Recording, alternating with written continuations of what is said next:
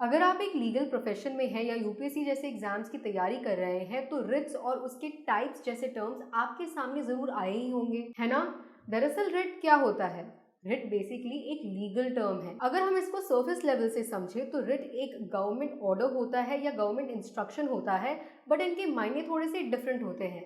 कैसे? चलिए रिट को आज हम डिटेल में समझते हैं। A writ petition can be termed as a formal written order issued by judicial authority who possesses the authority to do so. अगर इसको आसान भाषा में समझे तो रिट एक लीगल टर्म है जिसका मतलब फॉर्मल रिटन ऑर्डर या कमांड होता है जो कि कोर्ट या गवर्नमेंट द्वारा इशू किया जाता है। इंडिया में रिट सुप्रीम कोर्ट द्वारा इशू किए जाते हैं और वो भी इंडियन कॉन्स्टिट्यूशन के आर्टिकल 32 के अकॉर्डिंग और हाई कोर्ट द्वारा अंडर आर्टिकल 226। हमने रिट को तो अच्छे से समझ लिया, पर क्या रिट के टाइप्स भी होते होंगे? वेल, अगर रिट इंडियन कॉन्स्टिट्यूशन में इतना बड़ा और इतना इंपॉर्टेंट पार्ट रखता है तो ऑब्वियसली इसके टाइप्स भी होते होंगे। चलिए देखते हैं डिफरेंट टाइप्स ऑफ रिट्स। पहला है हेबियस कॉर्पस। हेबियस कॉर्पस का लिटरल मीनिंग होता है to have a body of. इस रिट की वजह से किसी ऐसे व्यक्ति को रिहा करने के लिए किया जाता है जिसे अनलॉफुली डिटेन या इम्प्रिजन किया गया हो, और तो और इस रिट के बिना पर कोर्ट उस पर्सन की डिटेंशन का लीगल एग्जामिनेशन का आदेश दे सकता है, और अगर कोर्ट का लगा डिटेंशन अनलॉफुल है तो वो पर्सन को इमीडिएटली रिलीज करने का आदेश देता है।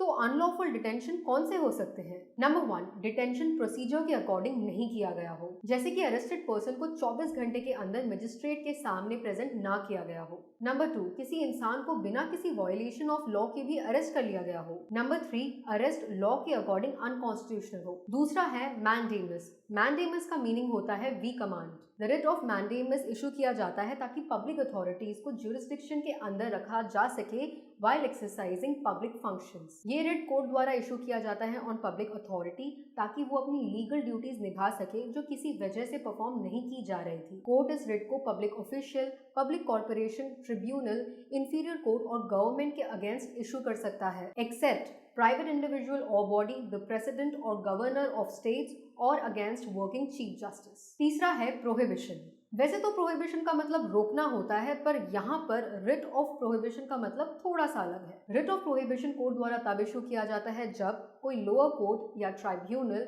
या क्वासी जुडिशियल अथॉरिटी अपनी अथॉरिटी से कुछ ज्यादा या कुछ कम एक्ट करती है। ये रिट तब भी इशू किया जाता है जब कोई लोअर कोर्ट या ट्राइब्यूनल किसी लॉ के अंडर एक्ट करता है जो कि अपने आप में ही अल्ट्रा वायरस हो, यानी कि अपने अधिकार से बाहर हो। चौथा है सर्सराई। सर्सराई शब्द का अर्थ है प्रमाणित होना या सूचित किया जाना। हाई कोर्ट द्वारा लोअर कोर्ट को प्रमाण पत्र की रिट जारी की जाती है जिसमें उन्हें निर्देश दिया जाता है या तो उनके पास पेंडिंग केसेस को हाई कोर्ट में ट्रांसफर कर दिया जाए या किसी मामले में उनके द्वारा पास्ड ऑर्डर्स को रद्द कर दिया जाए। रिट ऑफ सर्सराई तब जारी किया जाता है जब हाई कोर्ट को लगता है कि लोअर कोर्ट या ट्राइब्यूनल ने कोई निर्णय या कोई ऑर्डर पास किया है जो उनकी शक्ति से परे है या निर्णय में कोई गलती होती है। पांचवा है क्वो वारंटो। क्वो वारंटो का मतलब होता है बाय व्हाट वारंट। इस रिट के थ्रू कोर्ट्स पब्लिक ऑफिस के कर्मचारी से ये प्रूफ मांगते हैं और पूछते हैं कि वो किस अथॉरिटी से अपने ऑफिस के पोजीशन को होल्ड करता है। अगर कोर्ट ने देखा वो पर्सन पब्लिक ऑफिस आने में इंटाइटल नहीं है तो कोर्ट उस पर्सन को तुरंत बेदखल करने का आदेश देता है। इस रिट का मेन ऑब्जेक्टिव है किसी भी पर्सन को उस पोजीशन को होल्ड ना करने देना जिसका वो हकदार नहीं है। हमने ये जाना कि रिट क्या होता है, हमने ये भी जाना कि रिट के कितने टाइप्स होते हैं। अब ये भी जान लीजिए कि रिट पिटिशन कौन फाइल कर सकता है, तो चलिए वो भी समझते हैं। रिट पिटिशन को वो सभी लोग फाइल कर सकते हैं जिनको लगता है उनके फंडामेंटल राइट्स के साथ छेड़छाड़ हुई है। पब्लिक इंटरेस्ट लिटिगेशन के अंडर कोई भी public spirited person writ petition file कर सकता है जब उसको लगता है कि उसके फंडामेंटल राइट का वायोलेशन हुआ है। और दूसरा सवाल, ये रिट पिटिशन कहाँ फाइल हो सकती है? पहला है अंडर आर्टिकल 32 इन सुप्रीम कोर्ट। लेकिन सुप्रीम कोर्ट रिट तभी इशू कर सकता है जब पिटिशनर प्रूव करे कि उसके फंडामेंटल राइट या राइट्स वायोलेट हुए हैं। इसमें एक खास बात और नोट करने वाली है कि फंडामेंटल राइट के वायोलेट होने पर सुप्रीम कोर्ट को अप्रोच करना अपने आप में ही फंडामेंटल राइट का एक पार्ट है,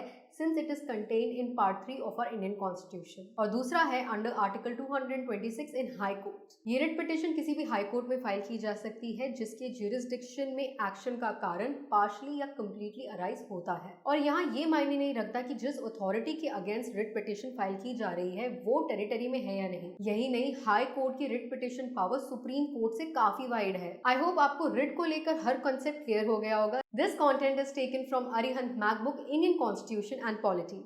Interesting, right? यूपीएससी के ऐसे ही क्रिटिकल कॉन्सेप्ट्स को आसानी से समझने के लिए explore Arihant math book series which explains concepts like no other, and stay tuned to our channel.